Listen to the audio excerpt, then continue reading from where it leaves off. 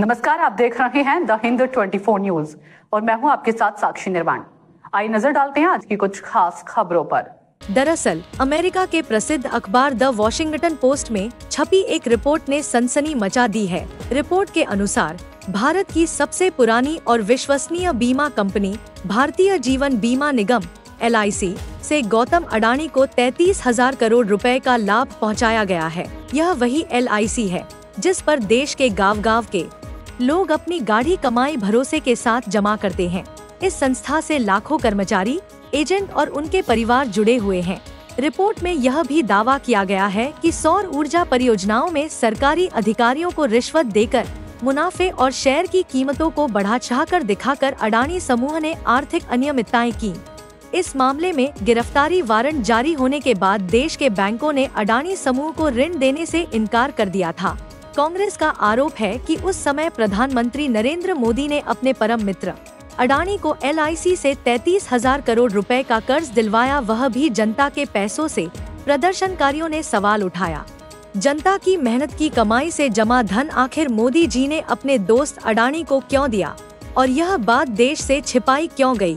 इस मुद्दे पर दक्षिण कोलकाता जिला कांग्रेस अध्यक्ष प्रदीप प्रसाद और नेता आशुतोष चटर्जी ने मीडिया से बातचीत की और कहा कि जब तक जनता को जवाब नहीं मिलेगा आंदोलन जारी रहेगा। দেখুন, হিন্ডেনবার্গের রিপোর্টে প্রকাশিত হয়েছিল, জানা গেছিল যে আদানি কোম্পানির শেয়ারকে কিনতে হয়েছে LIC কে এবং স্টেট ব্যাংকে।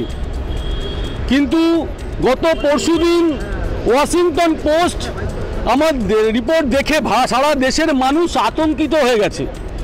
1956 সালে দেশ স্বাধীন হওয়ার ঠিক 9 বছরের মাথায় যে আর্থিক প্রতিষ্ঠান জীবন বীমা নিগম প্রতিষ্ঠা করেছিলেন ভারতের জাতীয় কংগ্রেসের সরকার, ভারতীয় সরকার, সেই সরকারের 70 বছর অতিক্রান্ত হচ্ছে LIC life insurance corporation of India.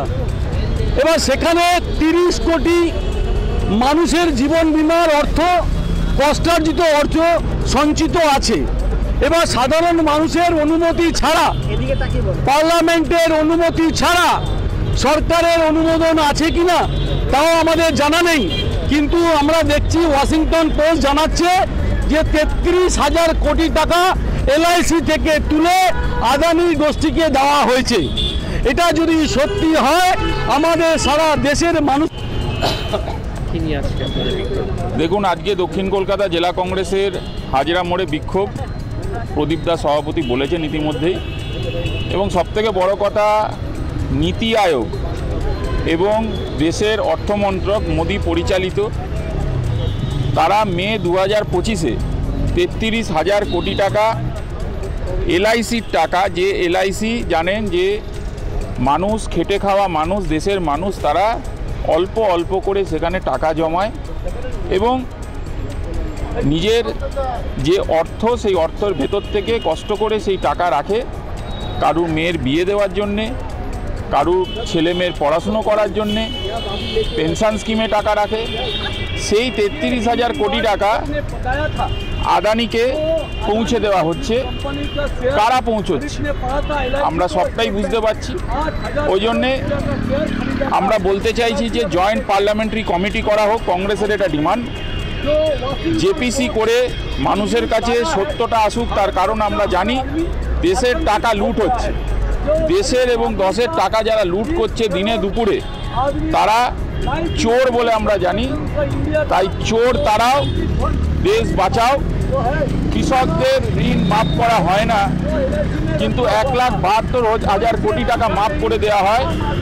যারা দেশের টাকা লুট করলো তাদের লুটেরাদের টাকা। देखते रहिए द हिंद 24 न्यूज।